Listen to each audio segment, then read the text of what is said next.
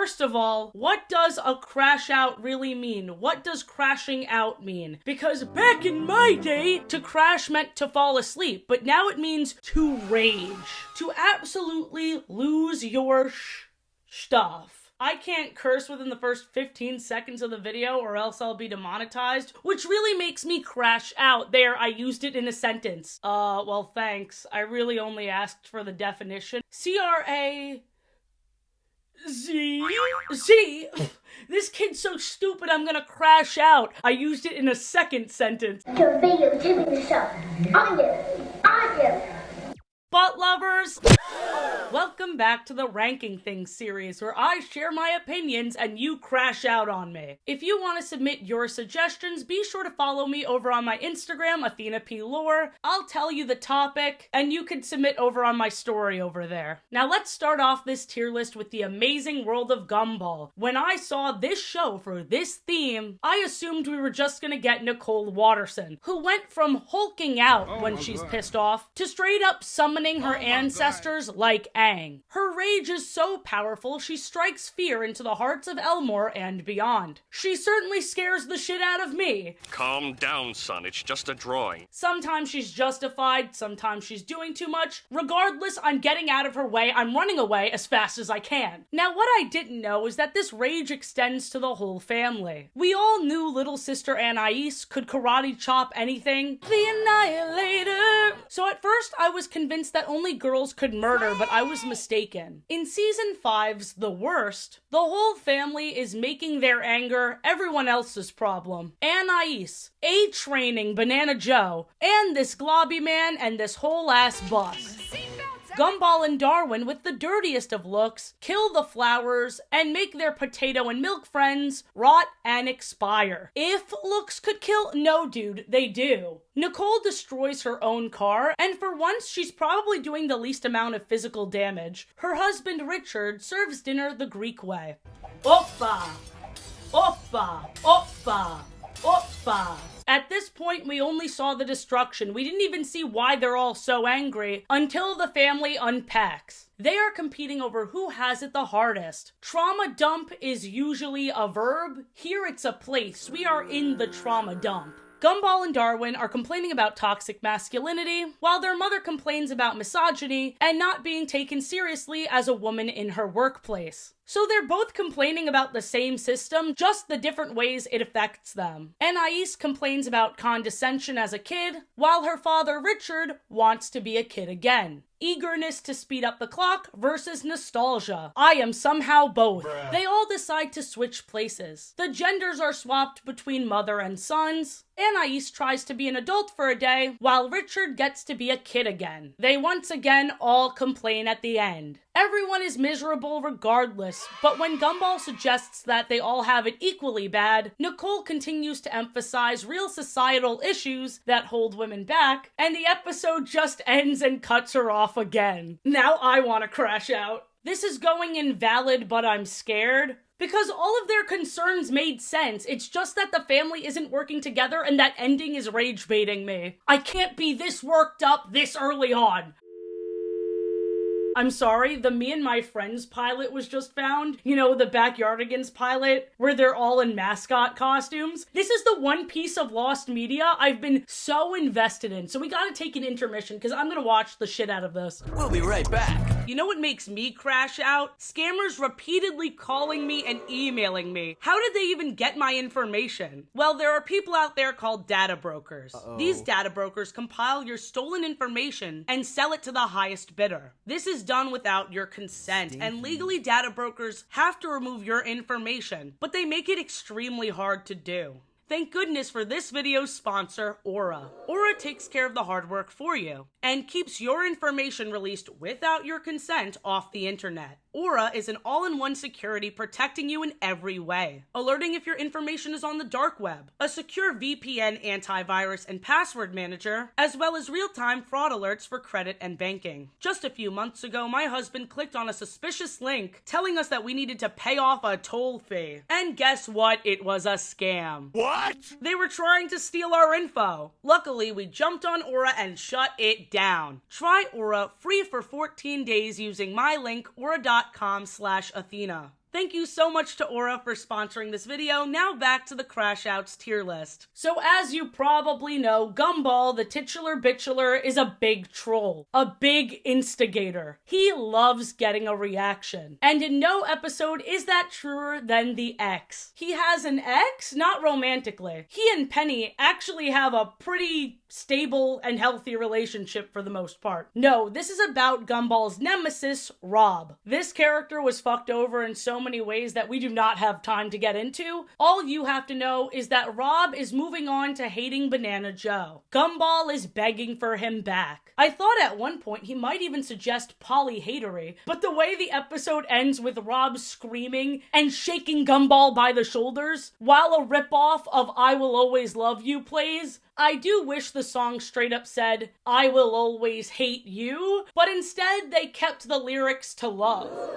I don't know what they're trying to tell me here, but Gumball's stupid smiling face as Rob is seething, A++++ comedy. Next we move on to Phineas and Ferb, but really just Phineas because you will never catch Ferb slipping. Look up cool as a cucumber and this little British bitch will pop up. Although Phineas is usually an enthusiastic, optimistic kid, he is a leader first and foremost. 2 times he got angry really stuck out to fans. First we have the classic, get on the trike! I'm sorry to say, Candace had this coming for a long time. She's a contrarian. She's a snitch. Her brothers have helped her time and time again, but she's still intent on putting a stop to their summer fun. And in the season 2 special, Summer Belongs to You, if she got her ass on that tricycle even a second later, she would have ruined their whole mission to travel around the world in a day. Phineas's commanding aura was not overdone. He did what he had to do. It was just 4 words. And what's 4 + 4? 8. He ate. Now, Phineas's rage in the movie Across the Second Dimension is a lot more nuanced. Yes, he feels betrayed by his pet Perry's double life. Usually I hate this trope, but right now they are in an evil dimension and Phineas and Ferb helped out Dr. Doofenshmirtz without knowing he's evil. When Phineas was pissed, exclaiming that Perry should have shown them who he really is sooner so they could have avoided this mess, that makes sense. Obviously, Phineas the human didn't know that Perry the platypus was only keeping this secret so he could still be part of the family, because if the animal agent's cover is blown, they are relocated. Perry/Agent P tries to explain this with a pamphlet, and Phineas tosses it, enraged. Okay, first of all, littering. I'm calling the cops. And secondly, how do you expect him to explain his intentions? He can't talk. Phineas fully lost me. And this next part makes me want to throw his isosceles ass head like a goddamn paper airplane, because even though Perry just saved them both from this fall, the platypus is stuck in this ox skull or wildebeest skull, I don't really know what it is. But anyway, Phineas just watches him and eventually exasperatedly helps him and insults him. So unnecessary. I don't care how mad I am at my pets. I wouldn't watch them struggle. I wouldn't hesitate to help. Phineas even rages about the fact that Perry has his own logo. Look, there's a logo on his parachute. He's got his own logo? Is he just upset about being upstaged? Did he think he was the coolest one in the family? Brother, you're like the 4th coolest one in the family. As Perry is trying to sneak away to turn himself in so the second dimension eviler Doofenshmirtz doesn't hurt his boys, Phineas, still betrayed, tells Perry, there's the door. You little shit, he knows where the door is. And he's trying to protect you. Maybe with all the inventor shit these two do all summer, they don't have time to catch up on television and movies. Because if they did, they would recognize the oldest trope in the book. Later on, Phineas even admitted that he lashed out because he was hurt, and that he's not going home without Perry. Now look who overly complicated the plot by not revealing their true feelings earlier. Sure, the ending was sweet, but we're only ranking the crashouts, not the resolutions. This is going in the tier you were valid, but now you're cringe, you went too far. I know what I'm gonna do today. Chastise you. If you keep seeing lipstick on my teeth, that's an intentional choice. It's to immerse you in the annoyance, in the anger. Do you feel it?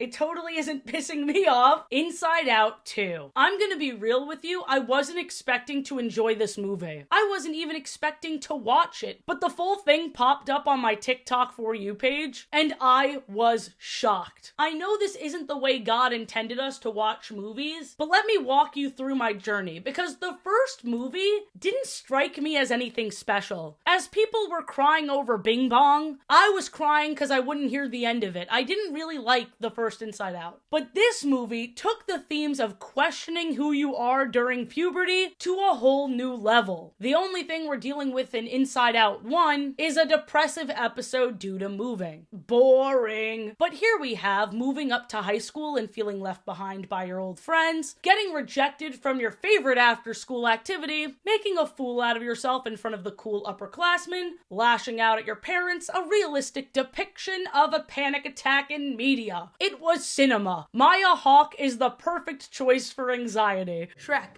I'd love to know. No, I'm so sorry. Cut it. I know, Shrek, cut it. listen, I'm so sorry. I'm so embarrassed. She went real method playing anxiety. Anyway, let's get to the crash out. Disgust, fear, and anger are, as usual, giving Joy a hard time. Joy's breaking point is when anger calls her delusional. Delusional?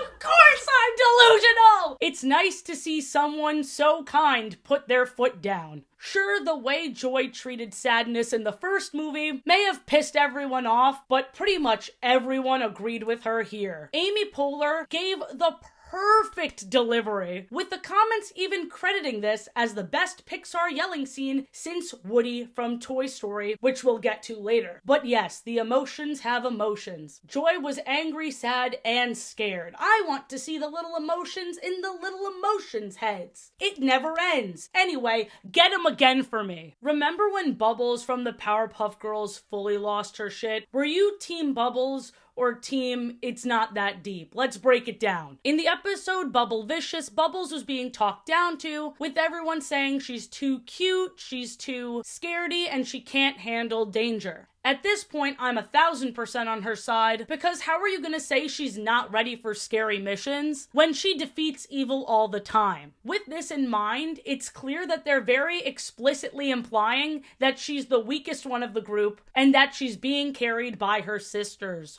Whack. Bubbles turns the simulation machine up to level goddamn 11, even higher than Buttercup's, and the visuals are nasty. You don't see gore like this in kids' shows anymore. She rips a horn off one of the monster's heads and stabs it in the throat. It rips through the back of its head. The boys level brutality, okay? She is surrounded by dead bodies. I don't know why she chose to do that while her family was sleeping. This could have been the moment she proved her point, but it escalates. She's in a blind rage. I'm hardcore now!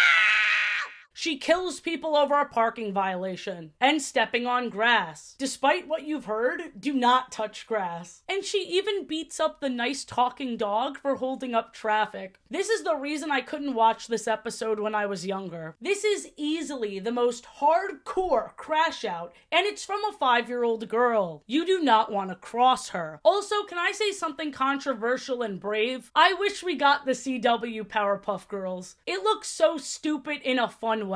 You guys need to accept a little bit of camp and cringe into your life. Ned Flanders from The Simpsons. Now, I don't watch The Simpsons all that much, but I feel like the season 8 episode Hurricane Nettie gave me all of the Ned Flanders lore. He's a very religious guy that tries to do everything morally correct. But when a hurricane knocked over his house and the people of Springfield built him a new one that immediately collapsed, he snapped. That's what they'll have you believe happened, but this meltdown was not random. People broke into his shop and stole from him right after his family's house was the only one in town that was knocked down. Sure, during his tirade, Ned implied that Bart would be homeless. Here's a catchphrase you better learn for your adult years. Hey, buddy, got a quarter? I am shocked and appalled. And that Lisa is an obnoxious know-it-all. And maybe that isn't something you say to children. But immediately after he tore into everyone, he admitted himself into a mental hospital. It's here that we learned he had anger issues as a kid. He doesn't even remember this. But we see a flashback. His parents didn't teach him right from wrong because they were so anti-authoritarian, they thought parenting at all was too strict. Ned was then prescribed 8 months straight of spanking, which led him to pushing down any resentment or negative emotion. He is pent up, and he is exactly the opposite of his parents because he hates them. I love a crash out that leads me to getting invested. This guy needs help. In fact, he needs his own tier. Your crash out has led us into your psyche in a deeply upsetting way. Run. Run far away from this fucked up place. Be your own person, don't be tethered to a single belief system, and teach your family to stand up for themselves, to avoid all of this happening in the future. Put your foot down. Be better. Be kinder to yourself, you ding-dong, doodly-oodly, ding-dong, for doodly-doodly, ding-dong, ding-dong, doodly-oodly, doodly-oodly, doodly-doodly, queen. There are so many crash outs in SpongeBob SquarePants. I have like 1, 2, 3, 4. I have 8 here. He ate! Let's start with the most iconic crash out that lasted pretty much the entire episode. In the episode, Can You Spare a Dime? Squidward is no longer working at the Krusty Krab because Mr. Krabs accused him of stealing a dime. You gotta admire Squidward for putting his foot down, but he also took advantage of SpongeBob's kindness, taking the sweet yellow sponge up on his offer to give him a place to stay. But Squidward wasn't content just being a guest. He made SpongeBob cater to his every whim and made him put on this maid outfit, which I may or may not have mentioned in my SquidBob fanfiction. What? Who said that? SpongeBob is trying to encourage Squidward to get a job through subliminal messaging. I have a better idea. Why don't I call someone whose job it is to fix it? You know why? Because when I need a job done, I call someone with a job to do that job. What are you saying? And then you get this amazing visual of him pushing Squidward in the bed, crashing through the pineapple ceiling towards the Krusty Krab to get this fool employed again. You think the crash out ends there? No, dude. SpongeBob tries bribing Mr. Krabs, throwing dimes in his face. But when Mr. Krabs still refuses, SpongeBob is pushed to his breaking point, choking out his boss. Listen, you crustaceous cheapskate! This is the most valid crash out. It's a crash out at multiple people. It's from a Ray of Sunshine character who usually doesn't act like this, but in the extremely long run of SpongeBob, we do get this a handful of times. But I believe this was the OG crash out. I believe we got to see opposite ends of the spectrum, from freeloader to greedy, obnoxious boss. Get him again for me. In Rockabye Bivalve, SpongeBob and Patrick are daddies to this clam, with each of them taking on traditionally masculine and feminine roles, with SpongeBob being the one to stay at home and care for the baby, while Patrick goes off to work and provides. An interesting dynamic they settled on, just because Patrick is hairy. Me too. The high testosterone comes in handy for when I'm fucking your mom. Patrick was unemployed before this. SpongeBob has always had a job. I don't know. Here's the thing. I understand SpongeBob crashing out, but I don't know why he trusted Patrick in the first place. I mean, that's their whole dynamic, right? They're both kind of stupid, but Patrick is the stupider one. He thinks work is going back to his rock house and watching TV. That guy got hit on the head with a coconut. He calls this working overtime. SpongeBob makes this very scary face and screams, "Overtime!" I hate that face. It was one word, like, I'll deal with it, it's fine. It still is iconic, just not as iconic as Can You Spare a Dime? Yeah, I'm gonna put this in valid, but you're scaring me. And what kind of example is that for the baby?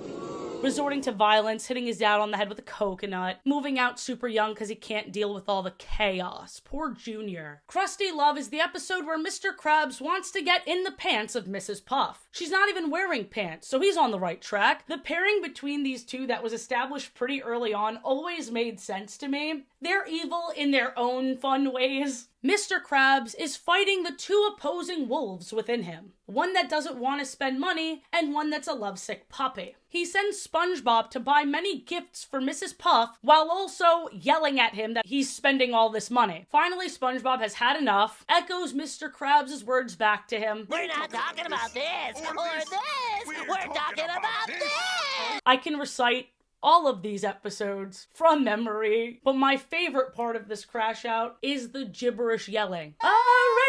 Smaller wallet, Mr. Krabs! Yeah, he said, Mr. Krabs' wallet! And I love this scene so much because it fully leans into how talented of a voice actor Tom Kenny is. Because even though SpongeBob's not saying anything, he is. Get him again for me. Remove his big meaty claws with one of those seafood crunchers, whatever they're called. In the episode Arg, Mr. Krabs gets obsessed with this Flying Dutchman board game to the point where he's keeping up SpongeBob, and SpongeBob is repeatedly kindly telling Mr. Krabs to f*** off without using that language. But Mr. Krabs is not respecting his boundaries until SpongeBob screams. Notice that most of these crash outs are aimed at Mr. Krabs. Gee, I wonder why that is. Probably because he deserves it. Here's another one. Movie SpongeBob getting drunk off of ice cream, slurring his speech, having a thick 5 o'clock shadow, blowing raspberries in the face of his employer. Because SpongeBob deserved that promotion. SpongeBob is the only one that takes his job seriously and does it with a big toothy smile on his face. I'll never forget when he jumped on that stage, assuming he was the one being celebrated, because why the fuck would Squidward get this promotion? He doesn't even want to be here. Dude, I feel for SpongeBob so much. I am his ride or die. Get him again for me. In the episode Ghost Host, it's very similar to Can You Spare a Dime, but this time the one taking advantage of SpongeBob's kindness and squatting in his pineapple house is the Flying Dutchman, who is also throwing ragers there. SpongeBob had to put his foot down and kick everybody out of his house. Everyone, get out! We also learned that the Flying Dutchman is like, I know he's dead, but he's totally like a middle-aged, divorced multiple times, deadbeat dad, question mark? I don't know if he has kids, but he just gives that vibe. He pushes this lady off the couch out of the door like, oh my god, what a douche. I don't think SpongeBob went far enough with his crash out, quite frankly. After he kicked everyone out of his house, he was like, Dutchie, what are you doing? Don't you want to not live on my couch anymore? Like, he's still being encouraging. He needs to be meaner, actually. The one crash out I can't fucking stand is in the episode Mermaid Man and Barnacle Boy 6, the motion picture. SpongeBob is putting so much effort to make a movie for these washed up superhero stars, these old geezers. Patrick the whole time did not take the lens cap off, so they got nothing. At first, I was like, oh my gosh, what a great conflict. What a great inciting incident to set off our poor hero, our poor titular bitchular that has to deal with this nonsense. And at first, it's valid. But the moment he rips out the floor and starts eating worms, ew, I don't like that even a little. It reminds me of people's criticisms of newer SpongeBob, where they lean into either gross out humor or these extremely silly faces. What was so great about the previous crash outs is that they didn't have to rely on shock out. Like, I was so close to laughing when SpongeBob was like, did you just put that on? About the lens cap. Like, I was receptive to a humorous experience, but that never came because he started like eating like, ew, I don't like that. Go to therapy. And I never thought I'd say that about my boy. We also have one Plankton crash out where I don't even think I've seen the full episode of 20,000 Patties Under the Sea, but I have seen Plankton ripping into this family multiple times. He goes through 3 generations, a speed run of destroying their confidence. It is like Ned Flanders freak out, but evil and unapologetic. An absolutely filthy read. Like, why did Granny agree with him at the end that she should die? Someone should put you in a box floating down the river, Grandma! You're probably right. Where on the tier list am I gonna put this? Because I cannot lie. It's humorous as fuck. He killed it. He killed them. But I don't know if I want to back him up. It didn't feel justified, per se. Avatar: The Last Airbender, when Aang's pet, Appa, was stolen. This kid was raised by monks. Okay? If you piss him off, I high-key want you dead. They stole his pet, they sold his pet, and they put a muzzle on his pet. You muzzled Appa? And mind you, this is like Aang's only family. His eyes glow. He's being lifted off the ground. And this angry ass face he makes at Katara. I can't even contort my face in that way. Oh my gosh, that one part when he's telling them off where his eyebrows twitch. You're done, dude. I will say, when I was a kid, I completely mischaracterized Katara and her intentions in this scene specifically because she looks so drained and tired and sad, but it's clearly because she cares for Aang and doesn't want him to hurt himself or do something he'd regret. She doesn't stop him to save those assholes. I remember when I was a kid, I was like, why did you hold him back? Why would you hold him back? I'd give him a gun. Like, I completely interpreted this scene wrong. She was his rock for him. I shouldn't have to say that, but I remember how much rage I felt as a kid because I wanted them to get their comeuppance so bad. And I still do, quite frankly. Get him again. In My Little Pony Friendship is Magic, Fluttershy losing her shit at the Grand Galloping Gala. I'm not gonna lie, this changed my life when I was 13. I felt very seen. She was my favorite character in the whole series for this scene alone. Like, yes, the animals being scared was very sad, but the whole experience of looking forward to a day for so long and it not panning out how you expected, seeing Fluttershy fully snap, I can't even tell you how cathartic that was. You're going to love me! Before she led a stampede of animals into the ballroom, this rage was bubbling up throughout the entire episode. Best Night Ever starts with a song At the Gala, where we hear all the ponies' goals. Fluttershy's lyric goes, all the creatures, I'll befriend them at the gala.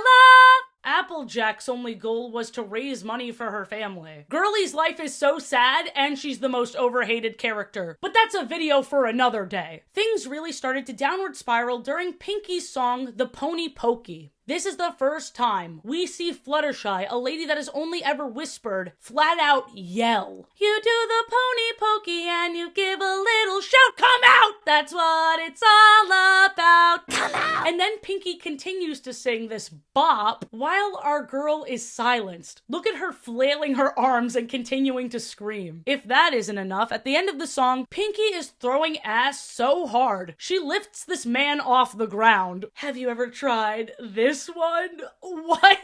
Whoever animated this, explain yourself. You might be thinking, Athena, it's not that deep. It is. You know what else is deep? Pinky's face in this lady's ass. Before Pinky settled down with Weird Al's pony Sona, Pinky was hooking up left and right at these parties. Changed my mind. Back to Fluttershy. She has turned maniacal, monologuing to these scared animals as she sets up traps and lightning crashes behind her. This is a PSA in favor of flexibility because now she's making befriending the animals all about herself. She is so stuck to the original plan, she has turned into the worst version of herself. Can't say I haven't been there. Relatable, but sad. I would be absolutely remiss to not mention Benson from Regular Show on this tier list. He is a crash out king. I need to rewatch the whole series, but from what I remember, dude was justified. I hate to be on the side of a boss screaming at his employees, but those employees are Mordecai and Rigby.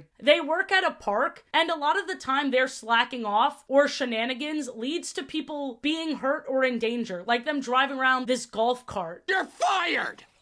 There was one episode where he repressed all of his anger so much because his boss, Pops, told him to. And as we've learned from Ned Flanders, that only results in a big outburst. And instead of a really well thought out roast, because this is Regular Show, he has powers. He's literally on fire.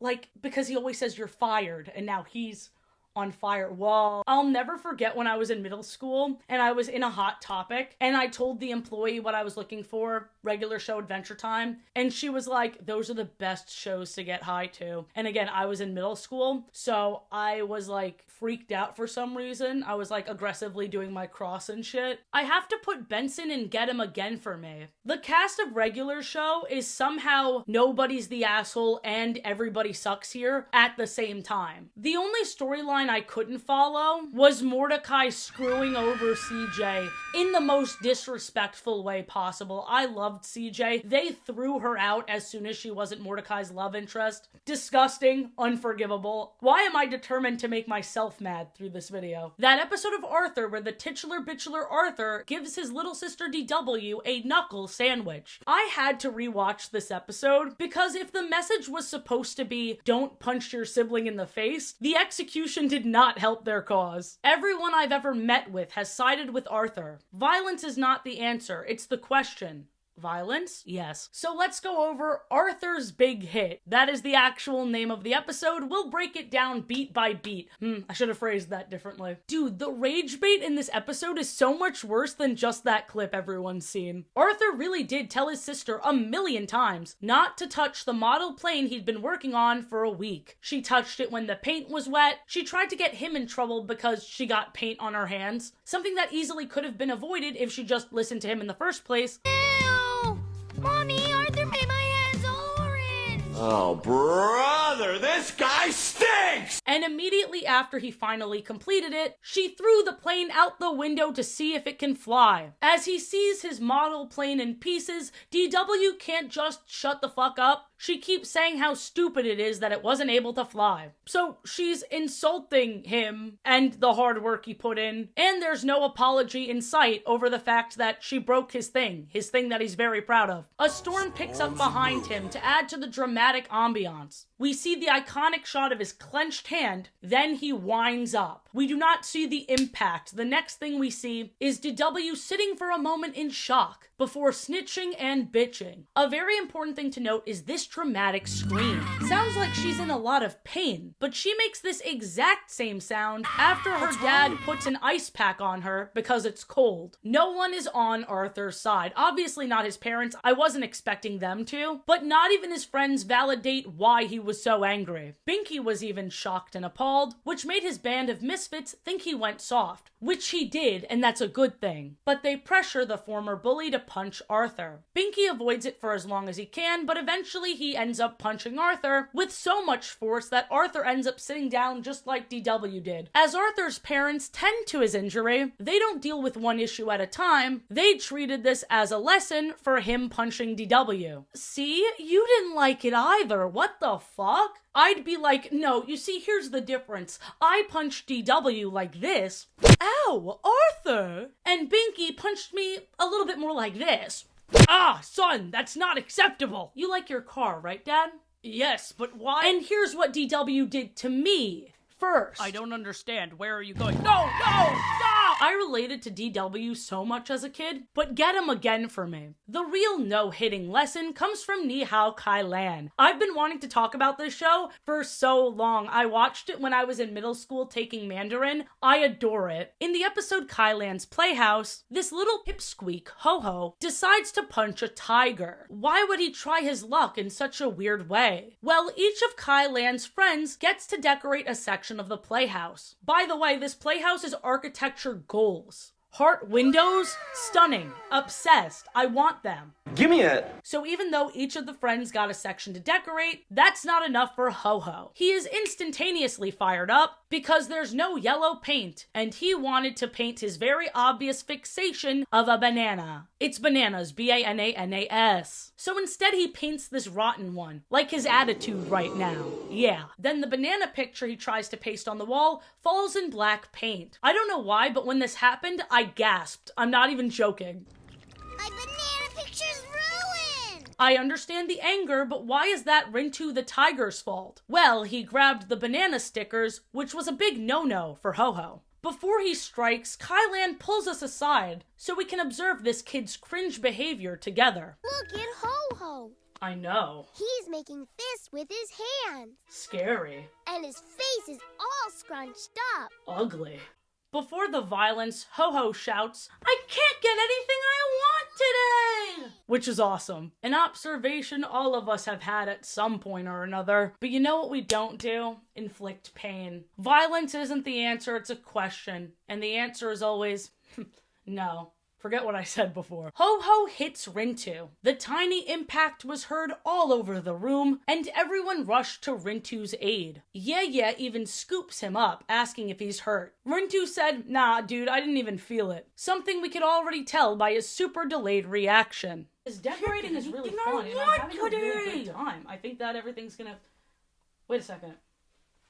Ow? The vibe is now completely ruined. The rest of the kids watch Ho-Ho get put in timeout. He did the crime, now he's doing the time. Toli, the koala bear, gets pissed off that Lulu took the panda plate he wanted. And even though he low-key raised his voice, which seems like an overreaction, he is a child, so they praise him for using his words instead of his fists. And they do this all within earshot of Ho-Ho. Did you see that, Ho-Ho? Did you see how he ended up getting the zoo pals he wanted because of his communication? You see how he didn't get punished because when he got angry, he dealt with it like a big boy? Are you gonna be a big boy or are you gonna keep being a little bitch? So yeah, Ho-Ho learned his lesson. Yay! More importantly, I forgot how adorable Lulu the rhino is. A pink rhino floating with a balloon tied on her horn. Who cares about the fight that Rintu the tiger easily could have ended by throwing the little shit? This show is so cozy otherwise. Oh wait, there's one more crash out to look at. I imagine there's a lot of lessons about dealing with your emotions in a healthy way because this show has a very young demographic. This is a preschool show, which leads to very funny moments, like the one in the episode Beach Day. Toli stomped all over their whole sandcastle because the tower he kept having to build was knocked down by the waves 3 times. 3 strikes, everybody's out. And listen, I don't encourage this self-destruction, but he caught some serious air on these jumps. The ocean? At the beach? God must really hate me! Ah! Our sandcastle! They teach Toli how to chill the fuck out. Breathing, swaying, self-regulating behavior. Sometimes I enjoy hearing these pre-K lessons because I'm sure we can think of many people in our day-to-day life that would benefit from relearning even the most basic of things. And maybe that person is us. I'm putting this in You Look Like a Fool Go to Therapy, but in the kindest way possible, because they really do realize they've been acting a fool, and they learn how to communicate better as a result. So like, exactly what I said. The beef with inanimate objects continues because we're talking about Elmo and Rocco. That was one trend I did not get tired of, because this ongoing joke happened over the course of many years. Rocco's introduction was in 1999, and the never-ending feud picked up 20 years later. Elmo was going on talk shows, shit-talking this rock. Must have been a confusing time for The Rock, no affiliation. Actually, yes affiliation. My weak attempt at improv just showed how out of the loop I am. Apparently back in 2022, Dwayne The Rock Johnson threatened to kick Cookie Monster's ass? What the fuck? Then SNL ran the joke into the ground. But before that, I remember when my For You page on TikTok was serving me all of these Elmo beefing with Rocco scenes, whether he's sighing or he's straight up yelling, "That's a rock, Zoe! Get your head out of your ass, that's a rock! I remember I made this video all about the power of nostalgia, and I talked about appreciating good writing in kid shows. Dude, that was before the lore series. I was on the cusp of figuring out what my niche is. I'm like, wow, it's really cool that we can pull clips and talk about the comedic and silly writing that adults otherwise wouldn't appreciate. That's my whole thing now. I love it. And you know what? Get him again for me. Skip him across a lake for me. What type of rock do you think Rocco is? Igneous, sedimentary, metamorphosis? I think it's metamorphosis because we all went through our own transformation. We all kind of metamorphosized throughout these 2020s, these roaring 2020s. Let's talk about that one scene from Tinkerbell and the Great Fairy Rescue. But first, did you know that I not only made a lore video on Tinkerbell last year, but my latest video was the part 2 to that lore video, because in 2025 there was a romance book released all about Tinkerbell characters. In 2024, there was a steampunk dystopian world in the Tinkerbell universe. This franchise will never die, and I'm actually super happy happy about that. I love Tinkerbell. Now back to the crash out. In Tinkerbell and the Great Fairy Rescue, Tinkerbell befriends the human child Lizzie. Lizzie has a father who, to put it quite frankly, is a piece of shit. This kid is still so young, and he's ripping down her pictures, being like, this is all make-believe, you gotta grow up. And Tinkerbell is overhearing this, and she knows to stay hidden, but she's gotta stick up for her friend. If there's one thing Tinkerbell doesn't do, it's nonsense. When she's yelling at this man, we only hear the bell sounds. She's bright red. We know exactly what she's saying. She's like, she is a great kid, despite being raised by you, who has no whimsy, no talent. You're pushing your daughter away from you, and honestly, I hope she gets away from you, because all you do is bring misery, and you're a terrible scientist. He deserved it, but unfortunately, this crash out did not sway him from his backwards ways. Instead, he tried to capture Tinkerbell, ended up capturing Vidya because Vidya saved Tinkerbell, because Vidya is, and I've always said this, Tinkerbell's gay partner. They are in love, actually. And Tinkerbell also has a non-binary fairy partner in the Bleakwatch Chronicles, so you should definitely watch my video all about that. But get him again for me. I wish she wasn't a 12th of his size, because if she was human-sized, my god, she would take him. She would break him like a twig and tinker him into something useful for a change. Woody from the first Toy Story movie, letting Buzz know, you are a toy! It is the opposite of Joy's crash out. Not admitting to delusion, but trying to break somebody else out of their delusion. Woody was already dealing with the bitterness of being upstaged, of being replaced as Andy's favorite toy. And the insult to injury is how deep in character Buzz was. He doesn't even know what an important job he has as a toy to make kids happy. I want to put this invalid, but you're scaring me, because like obviously the way Woody was dealing with this in the first movie wasn't healthy, but that's the whole fucking point. I love Toy Story 1, 2, and 3. And those are the only Toy Stories in my mind. It's just like redundant at this point. Toy Story 3 was the perfect ending. Now they're making a Toy Story 5 where all the Buzzes are in factory settings and all of the Buzzes think that they're still in a show. We've done it before. We've seen it. Let's move on. Mugman from the Cuphead show. Genuinely some of the most stunning animation I've ever seen. Look at how the scenery is a bit more three-dimensional, and then you have these 2D classic rubber hose characters, and they add a little bit of static even though the colors are so vibrant and clear. It's stunning. I love the Cuphead show. I haven't rewatched it in a while, so this was a great treat for me. Anyway, in the I Scream Man, the crash out started all because Mugman wanted to read a romance book where he can imagine kissing Kala Maria. So iconic. Let the short king thirst in peace. And hey, happy Men's Mental Health Month. Yeah, don't think I forgot. Don't think I forgot. Don't say I didn't say anything about for you guys. Mugman's fantasy is constantly interrupted by the ice cream jingle. The unsexiest of music. I love you, Lord Mallory. I love you too, Queen Clarion.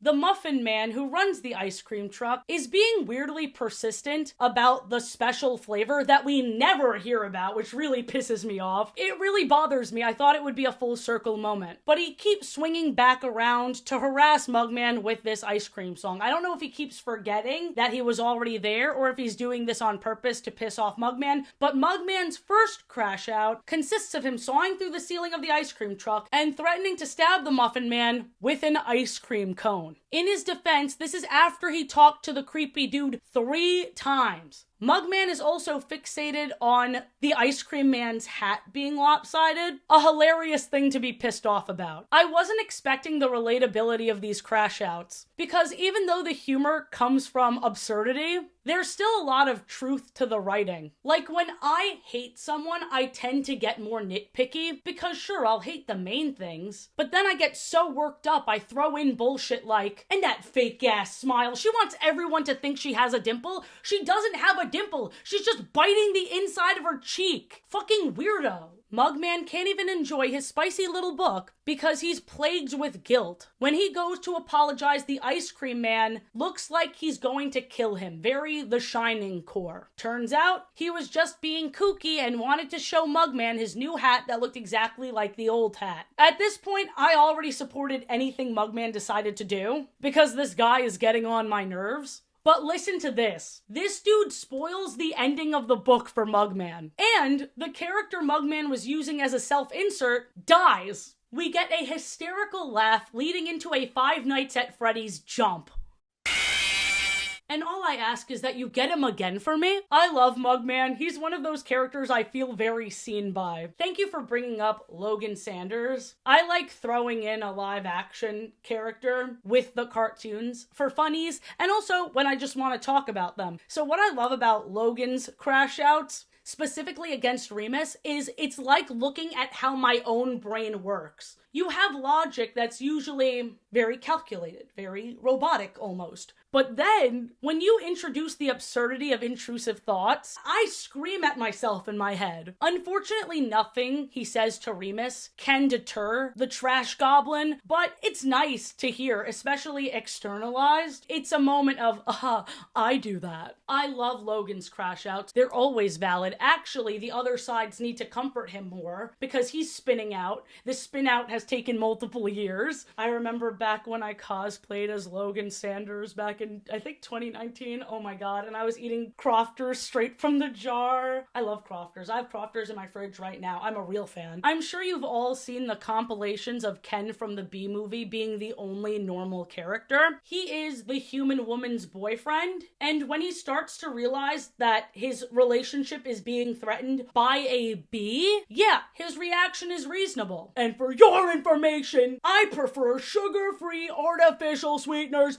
made by man. Honestly, I think he should have crashed out more. What I will say is I haven't seen this whole movie because it's more boring than these highlight reels make it out to be. And also, Seinfeld is a piece of shit. He deserves a B-ting. I don't have a lot to say about this. I just wanted to acknowledge it because this guy's a legend. This one character in a mid-ass movie. I know it's a meme. I know I'm gonna catch flack. But you know who Ken from the Bee Movie reminds me of? He reminds me of the dad from the Diary of a Wimpy Kid movies. Have you seen the scary edits of that man? I know that door had a lock on it, but everyone was trying to make me feel like I was losing my mind. I love it. AI could never replicate what the human mind is capable of. I never would have imagined the dad from Diary of a Wimpy Kid snapping so completely. I'm surprised I didn't get any suggestions for him. I showed my sister the edits of the Diary of Wimpy Kid Dad, and she was genuinely scared. She was like, okay, please stop now. And I'm like laughing. I'm like, are you serious? What other characters do you think, if edited differently, could appear like a horror movie villain? Because I'm just obsessed with whatever this is. I mean, you could put any crash out with the music. Daisy, Daisy, give me your answer true. And I'll be shitting and pissing my pants, actually. Also, now that we're on the topic of things I was thinking of including, I was going to cover the season 1 finale of Amphibia, but I was like, this is a two-sided crash out. What would I call that a fight? It's a fight. It doesn't count, okay? Maybe I'll rank fights one day. Maybe I'll rank character arcs. Because both Anne and Sasha are brilliantly written. So is Marcy, but I just rewatched the season 1 finale. Maybe I should just do an Amphibia lore video. I don't know. I love that show so much, but I want to be able to say new things about it. And finally, Elena giving Esteban a piece of her mind, rightfully so. I did a whole lore video on Elena of Avalor that I think more people need to watch just because the show was for the most part well written. I forgot how much that little piñata thing pissed me off because it cut through the emotional tension, and the emotional tension was so fun to see. I want more of that, but it's a kid's show, so they didn't want it to be too intense, I guess. Esteban, years ago, sided with Shariki, the woman who killed Elena's parents. Spoilers! Spoilers! Massive spoilers. I should have said that before. But when Elena's emotion power came out, everything's flying around her. She sentences her cousin to be taken away in isolation on an island. I support her so much, and I still, to this day, get comments defending Esteban because they're like, well, he didn't feel seen. He didn't feel heard. Then he needs to express that. It's not the job of everyone around him to be like, what's on your mind? What's on your mind? Wait. You're a little quiet. You're a little quiet now. I hate him, and I need Elena to get him again for me. To get him 2 times, 3 times.